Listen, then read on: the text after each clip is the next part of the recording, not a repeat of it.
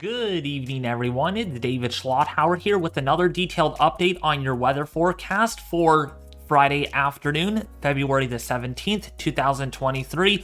In this video, we are keeping an eye on a very big weather pattern change for next week, including the threat for a very big snowstorm and ice storm for the northern tier and the Great Lakes. Also, if you're new to the channel and you really like these videos, please consider subscribing to help show your awesome support. Hit the like button if you're new, and also leave a comment in the section below this video for more updates. So here's a look at the latest Euro model for Friday evening into Saturday morning for your February, and we can see much of the US looking pretty stinking quiet for the time being, but we all know that is not going to change. So it looks like for your the rest of Friday into Saturday looks pretty good for the most part. So if you're doing anything outdoors through 6 and 7 in the morning here through the afternoon hours for February the 18th and the 19th. So through the weekend, pretty much, it looks pretty calm. Nothing to worry about. You can go outside and do any gardening. If you're a farmer, you're going to love this weekend's weather. Looking pretty nice, but you all know it's not gonna last forever. Let's go all the way into next week. So this is a look at Tuesday. There's going to be a weather system that is going to be developing. In fact, this is midnight on February the 21st. Big time system, moderate to heavy snowfall over Montana, British Columbia, Alberta, Canada. We got rain chances increasing over Washington and Oregon for the lower elevations. But guess what? This system is going to be bringing some of the biggest changes that we have probably seen so far this winter season. And yes, it is still technically winter. So going all the way into, say, Wednesday morning, look at this system. Tell me if this is big or not. We got snowfall in Nevada. We got some snow showers in the Sierra of California. We got snow chances in Arizona, New Mexico. But look at this. Arctic high to the north, gonna really bring in the chances for light to moderate snowfall, and this system really gets courageous. By 6 p.m. on Wednesday for Central Time, we got some moderate to heavy rainfall, maybe another threat for severe weather if all the dynamics come together pretty nicely. But more so, look at the surface low here, 990 or 986 millibars perhaps over southeastern Colorado, followed by a very strong ridge to the north. So this is going to tighten the pressure gradient. We're going to be seeing some strong winds. And yes, California might be seeing their first snowfall of the entire history books for the surface. We could be looking at snow levels down to sea level, perhaps in portions there of the Central Valley, the Bay Area, maybe 1 or 2 inches, but hey, I'll tell you that 1 or 2 inches is more like 3 to 6 feet of snow in other locations, because it never happens. It just doesn't happen. Last time it happened was back in the 1990s and 1980s, and we're going to be making history perhaps. So something to look forward to for Wednesday.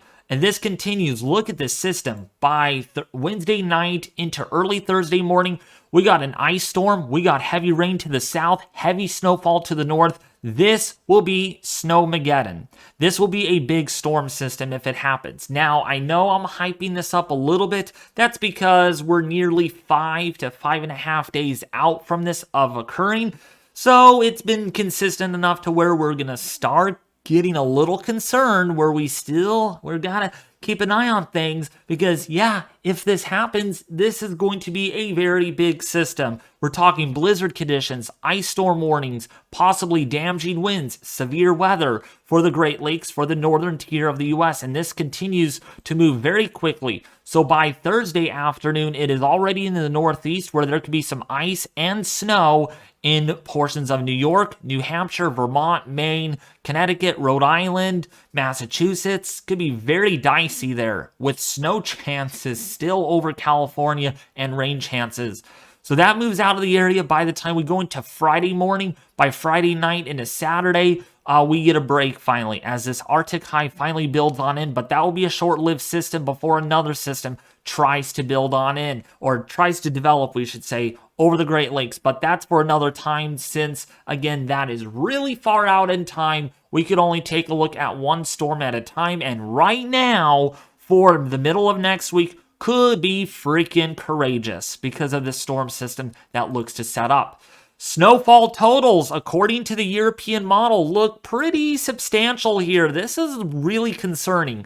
If we go back here, literally for Tuesday morning, not much snow for central and southern Minnesota, right? Maybe 6 inches to the north with that quick clipper that moves into the region. But look at this. That big system comes in, and look how much snow might fall. 29 to 35 inches in some areas. Yes, that is almost or at 3 feet. I mean, maybe 1 to 3 feet of snow. If that happens, whoa, it's going to be very, very bad. We're talking blizzard conditions. We're talking a lot about impacts. For the higher elevations here over Wyoming, portions of, say, Montana, the mountains there could see as much as 4 to 6 feet of snowfall. So very, very intensive storm system that we really got to watch closely, because yes, if this happens, this is going to be significant. You can sure bet on that. The reason why this system is going to be significant is the temperatures. We're going to see a huge temperature gradient set up. These are temperature anomalies, of course, and this is a look at Sunday. All right, so for your Sunday, not too bad. Temperatures 10 to 15 degrees above normal. Maybe some areas 20 degrees above normal for Michigan, for Pennsylvania, for New York. So warmer than normal temperatures for your location, right? And that's going to be the case going forward all the way into Tuesday, even into Wednesday. But look what we got going on here. By Wednesday morning, by Wednesday night, look at that temperature gradient on the anomalous. You're going to see summer to spring-like temperatures in the deep south and the Midwest, with temperatures 20 to almost 30 degrees above normal. But then look at this. You go out west like California, the Rockies, the Pacific Northwest, Canada, even the northern plains, you have temperatures 20 to 40 degrees below average. So it is just a flip-flop pattern. This is just going to be pretty significant when it comes to the temperature gradient. And you can see, very significant. This is at the surface, and I mean, you got temperatures in the 60s in Illinois, in central Indiana, then you got temperatures here in the negative territory. We're talking about temperatures 33 degrees above normal, perhaps by Thursday, by Friday. It's just going to be crazy warm back here and mild over the Great Lakes, such as Ohio, Indiana, Kentucky, West Virginia, and Pennsylvania, with below average temperatures continuing all the way across the deep south and the southeast. Therefore, the Climate Prediction Center is going berserk with their temperature anomaly outlook probability forecast. Let's make this straight.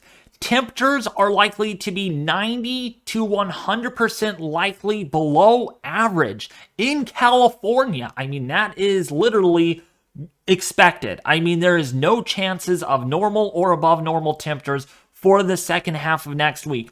Oregon, Washington, Idaho, Montana, the Intermountain West, you have a 70 to 80% chance of seeing below average temperatures. Even in the northern plains and portions of Wisconsin and northern Michigan, you have a 33 to 40% chance of seeing below average. But on the other side of the nation, what about Florida? What about Georgia and the Carolinas? You're going to have a heat wave.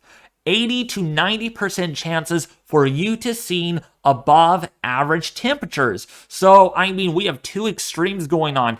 80 to 90% above normal chances for the southeast, 80 to 90 to 100% chance for below average temperatures in the western and the Pacific Northwest. So, talk about an extreme weather pattern. I think this fits pretty stinking well in this video, which will be my title of this video, speaking of that. So your temperature probability outlook for the 8 to 14 day forecast calls for well below average likely chances for temperatures for California, Nevada, the Pacific Northwest, with likely above average temperatures chances for the Southeast, for the Carolinas, and for portions there of the Ozarks and the Midwest. So yes, it's not going to feel like winter anytime soon, so you can probably start not thinking about much of that since we're literally about a month away from spring. A little over a month to be exact, but we're kind of there closely. So your precipitation forecast for the next 6 to 10 days goes like this. You have a 70 to almost 80% chance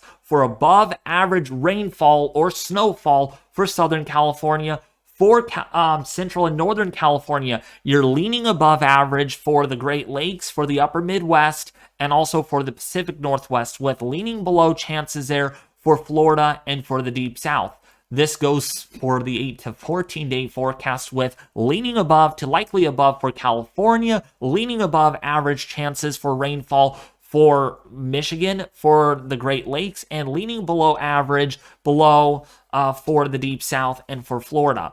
All right, so again, very extreme weather pattern in the temperature department, and that's why we really got to watch this, because when these two air masses meet, there is going to be a battle zone. If that's going to be, as far as temperatures go, it is going to cause problems such as this ugly beast that we're keeping an eye on for the middle of next week. This could be near historic. I don't like using that word in this video, but I am going full on this video with the biggest threat here for the Great Lakes and for the northern tier, with snow levels down to sea level for California by the end of next week. Well, if you did like today's video, hit that red subscribe button to get latest detailed daily uploads and updates on my YouTube channel, as well as hit the like button if you enjoyed this video super duper much. We gotta get this out to a lot of people, folks. You've got this, because the more people watch this, the more people I am being weather aware to, the more lives I'm saving. So if you haven't shared this yet, please consider doing so,